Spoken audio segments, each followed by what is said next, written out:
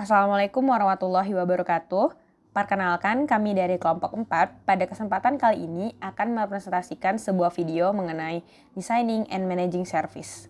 Tugas ini untuk memenuhi tugas akhir dari mata kuliah Manajemen Pemasaran dengan dosen pengampunya yaitu Bu Lina Aryani, SEMM. Perkenalkan, anggota kami. Yang pertama ada Muhammad Iqbal dengan NIM 19 10 11 50 69. Yang kedua ada Elizabeth Rachelita dengan NIM 19 10 11 50 53. Dan yang terakhir ada Yura Marzani dengan NIM 19 10 11 50 52. Dari Prodi S1 Ekonomi Pembangunan, Fakultas Ekonomi dan Bisnis Universitas Pembangunan Nasional Veteran Jakarta. Perkenalkan, nama saya Elizabeth Rachelita Rosari dengan NIM 19 10 11 50 53 dari jurusan Ekonomi Pembangunan 2019 Fakultas Ekonomi dan Bisnis UPN Veteran Jakarta. Di sini dapat pengertian. Designing atau merancang adalah sebuah proses untuk membuat atau menciptakan objek baru. Managing atau mengelola adalah suatu proses khas yang terdiri dari tindakan-tindakan dilakukan untuk mencapai sasaran yang telah ditentukan melalui pemanfaatan sumber daya manusia dan sumber daya lainnya. Lalu selanjutnya adalah komponen jasa dibedakan menjadi 4 kategori penawaran. Yaitu yang pertama jasa murni, pure service. Tawaran hanya berupa jasa. Contohnya itu ada panti pijat. Barang berwujud dengan jasa pendukung. Contohnya penjual mobil memberikan jaminan dan garansi. Dan yang ketiga jasa campuran atau hibrid. Contohnya makanan ditawarkan di restoran disertai pelayanan yang mengesankan. Lalu yang keempat, jasa pokok disertai barang-barang dan jasa tambahan. Contohnya penumpang pesawat yang membeli jasa angkutan transportasi. Selama menempuh perjalanan ada beberapa produk fisik yang terlibat seperti makanan, koran, dan lain-lain. Jasa atau service berbeda dengan goods produk karena secara kasat mata jasa tidak dapat dilihat dan dapat menimbulkan berbagai cara dan kegiatan dalam mengembangkan strategi pemasaran. Lalu selanjutnya service karakteristik atau karakteristik jasa. Yang pertama adalah tidak berwujud atau intangibility. Jasa tidak dapat dilihat, dirasa, diraba, didengar, atau dicium sebelum dibeli. Lalu yang kedua, tidak terpisahkan, inseparability. Jasa dihasilkan dan dikonsumsi secara bersamaan. Lalu yang ketiga, bervariasi atau variability. Kualitas jasa ini bergantung pada siapa yang memberikannya, serta kapan dan di mana diberikan. Jasa sangat bervariasi. Lalu yang terakhir adalah tidak tahan lama atau dapat musnah, perishability. Jasa tidak dapat disimpan atau dapat musnah ketika permintaan berfluktuasi. Perusahaan jasa akan menghadapi masalah yang rumit. Selanjutnya, overcoming service challenge atau mengatasi tantangan jasa. Berdasarkan karakteristik jasa, yang pertama ada intangibility atau tidak berwujud. Yang kedua ada inseparability atau tidak terpisahkan. Yang ketiga ada variability atau bervariasi. Dan yang terakhir ada perishability atau tidak tahan lama atau dapat musnah. Oke, selanjutnya itu adalah 3 jenis pemasaran dalam industri jasa. Yang pertama ada external marketing, yaitu menggambarkan pekerjaan persiapan, penetapan harga, distribusi, dan promosi normal sebuah jasa kepada pelanggan. Hal ini dibutuhkan karena dalam melaksanakan suatu pemasaran di distribusi jasa, kita harus memberikan pengenalan produk ataupun pengenalan jasa yang akan kita lakukan kepada para pelanggan. Yang kedua adalah internal marketing. Selain dari segi eksternal, yaitu berhubungan dengan para pelanggan, kita juga membutuhkan menggambarkan pelatihan dan pemotivasian karyawan untuk melayani pelanggan dengan lebih baik lagi. Karena dalam suatu industri jasa dibutuhkan pola komunikasi dan pola interaksi yang baik agar industri jasa dapat berjalan secara efektif. Yang ketiga adalah interaktif marketing, menggambarkan kemampuan karyawan dalam melayani klien, di mana karena klien tersebut menilai jasa bukan hanya berdasarkan mutu teknisnya. Seperti yang telah disebutkan tadi, bahwa pola komunikasi dan interaksi dalam melayani para penerima jasa sangat dibutuhkan. Maka dari itu, interaktif marketing merupakan salah satu 3 jenis pemasaran dalam industri jasa. Oke, selanjutnya itu adalah service differentiation atau diferensiasi jasa. Dalam suatu industri jasa, tentunya kita harus mempunyai diferensiasi antara satu industri dengan industri lainnya agar industri jasa yang kita laksanakan dapat memberikan poin lebih terhadap para penerima jasa. Yang pertama adalah offer atau tawaran. Tawaran dapat meliputi tawaran inovatif, apa yang diharapkan para pelanggan yang disebut juga dengan paket jasa primer. Ke dalam paket ini penyedia dapat menambahkan ciri-ciri jasa sekunder. Nah, dalam offer atau tawaran ini, para industri jasa dapat menambahkan ciri-ciri jasa sekunder agar industri jasa yang diberikannya mempunyai poin yang lebih. Yang kedua adalah penyerahan atau pengiriman. Perusahaan jasa dapat membedakan dirinya dengan merancang sistem penyerahan yang lebih cepat dan juga yang lebih baik. Yang ketiga adalah image atau citra. Image atau citra dalam industri jasa tentu sangat dibutuhkan. Maka dari itu, perusahaan jasa dapat juga melakukan diferensiasi melalui simbol ataupun merek yang dapat dikenal ataupun mudah diingat kepada para penerima jasa agar memiliki diferensiasi jasa dalam bersaing di industri jasa. Selanjutnya adalah kualitas pelayanan. Tentu saja dalam industri jasa kita sangat membutuhkan kualitas pelayanan karena menurut Armen Verjeben, di mana dia bilang bahwa kualitas sebagai kegiatan untuk memenuhi harapan pelanggan. Maka dari itu, dalam mewujudkan suatu harapan pelanggan yang baik, tentunya kita harus meningkatkan kualitas pelayanan. Menurut Kaoru Ishiwaka juga mengatakan bahwa kualitas adalah salah satu kepuasan pelanggan. Maka dari itu, jika ingin memberikan jasa dan pelayanan yang berkualitas kepada para pelanggan, maka kita harus memuaskan para pelanggan. Demikian juga dengan sebaliknya, apabila kita telah memuaskan pelanggan, maka sebenarnya kita telah memberikan kualitas jasa ataupun pelayanan yang baik kepada para pelanggan yang kita butuhkan. Maka dari itu, kualitas pelayanan sangat dibutuhkan dalam suatu industri jasa. Nah, maka dari itu bagaimana sih caranya suatu perusahaan dapat menciptakan kualitas layanan yang baik kepada para pelanggannya? Yang pertama adalah melalui tangibles atau yang nampak atau terasa. Hal ini berupa penampakan dari fasilitas, baik itu dari fisik, peralatan, orang, serta materi ataupun dokumen yang tercetak ataupun dapat dilihat secara visual. Yang kedua adalah melalui reliability ataupun keandalan yang dimiliki para pemberi jasa ataupun pelayanan. Kemampuan dalam memberikan pelayanan dengan akurat ataupun sesuai yang telah dijanjikan kepada para pelanggan. Yang ketiga adalah ketanggapan. Tentu saja apabila kita telah memiliki keandalan, kita harus memiliki ketanggapan, di mana ketanggapan dan juga ketulusan dalam membantu untuk memberikan suatu pelayanan yang cepat kepada para pelanggan. Selanjutnya adalah kompetens atau kemampuan. Pengetahuan, keterampilan, dan juga sikap yang dimiliki diperlukan dalam memberikan pelayanan efektif, di mana apabila kita telah memiliki keandalan, ketanggapan, kompetens ataupun kemampuan yang dimiliki di individu para pemberi jasa harus dibutuhkan agar pelayanan dapat berjalan secara efektif. Selanjutnya itu adalah sopan santun. Tentu saja kesopanan ataupun tata krama sangat dibutuhkan dalam berinteraksi kepada para pelanggan.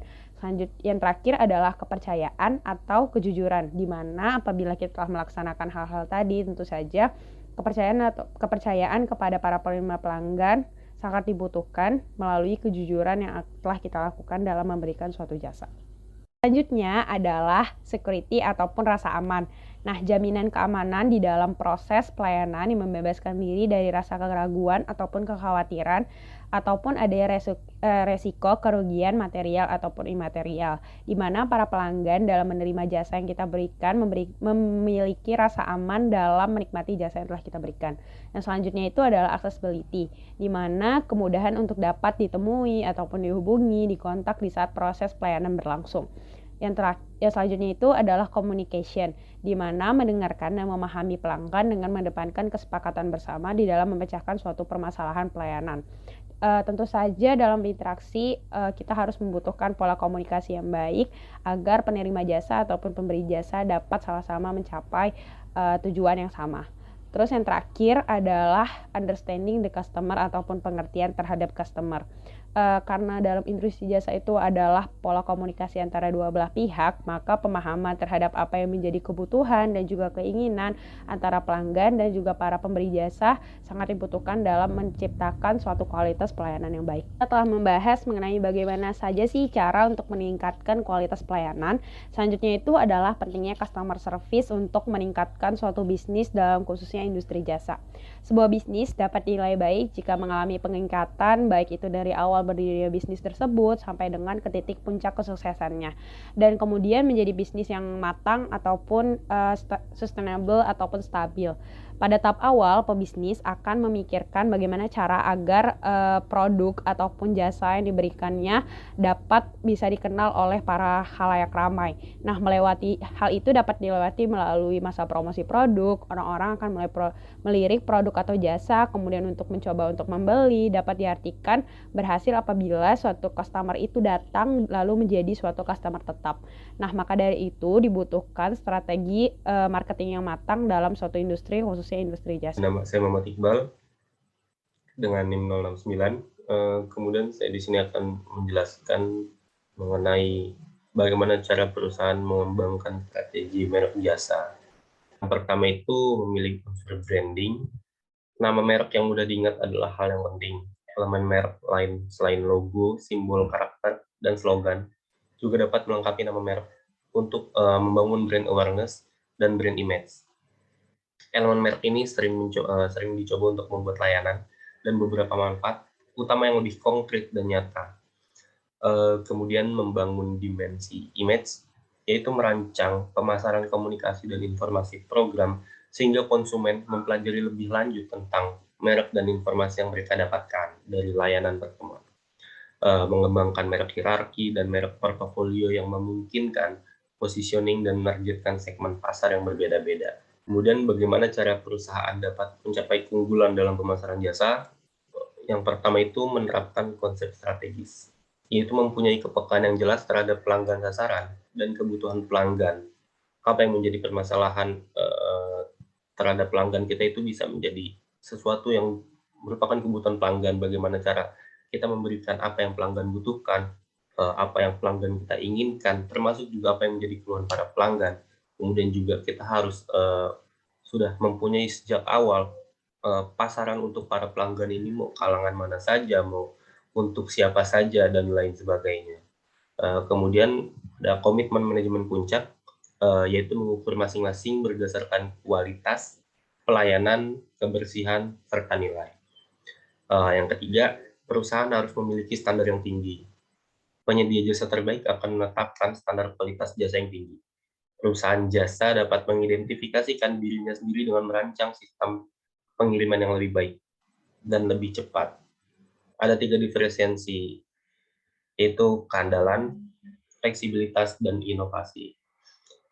Kemudian yang keempat, ada monitoring sistem atau pengawasan sistem, yaitu mengumpulkan pengukuran suara pelanggan untuk menyelidiki kepuasan dan ketidakpuasan pelanggan, seperti formulir saran dan keluhan, pembelanjaan misterius, dan lain-lain.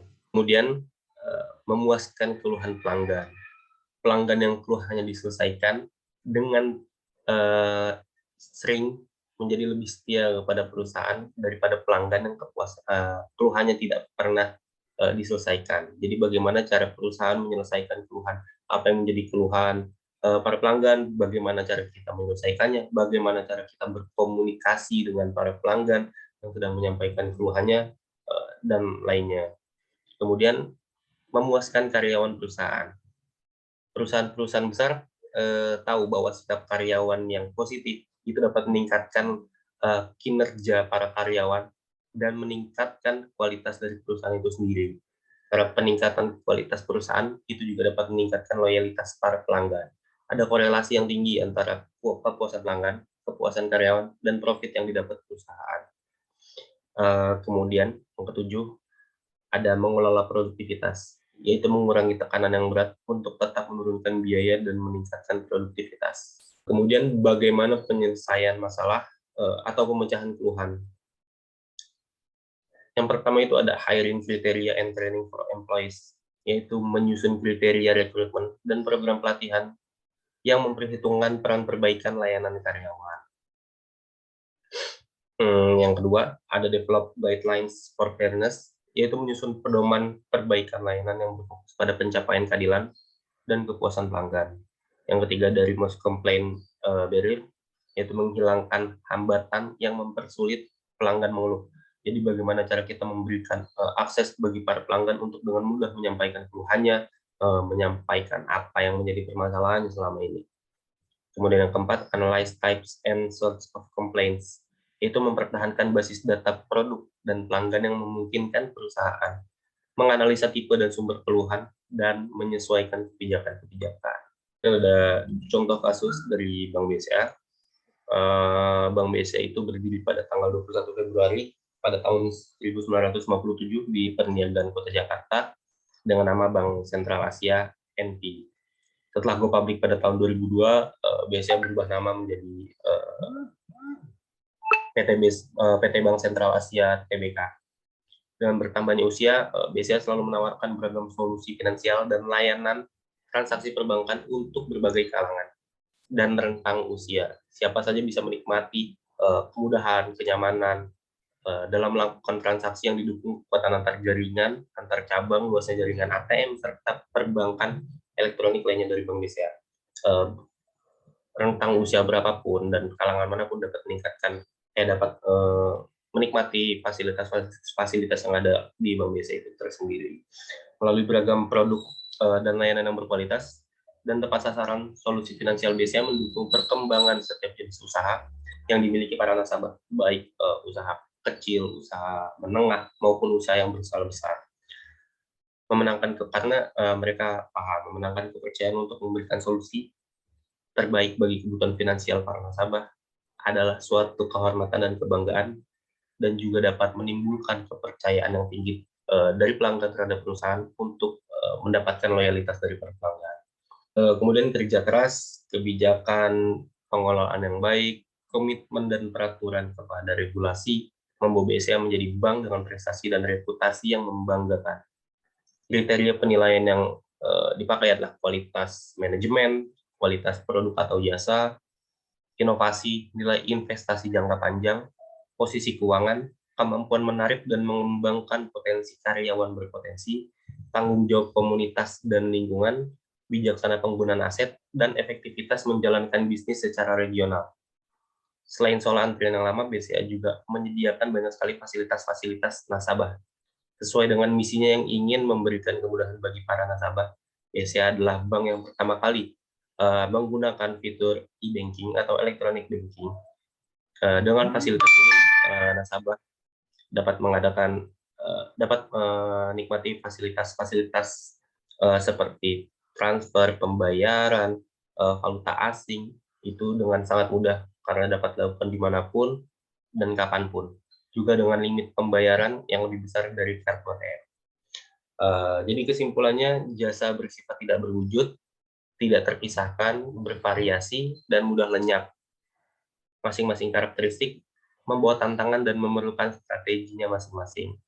Pemasar harus menemukan cara untuk memberikan wujud kepada sesuatu yang tidak berwujud, meningkatkan produktivitas penyediaan jasa, meningkatkan dan membakukan mutu jasa yang disediakan. Itu sekian dari saya. Terima kasih. Sekian dan terima kasih atas perhatiannya. Semoga bermanfaat.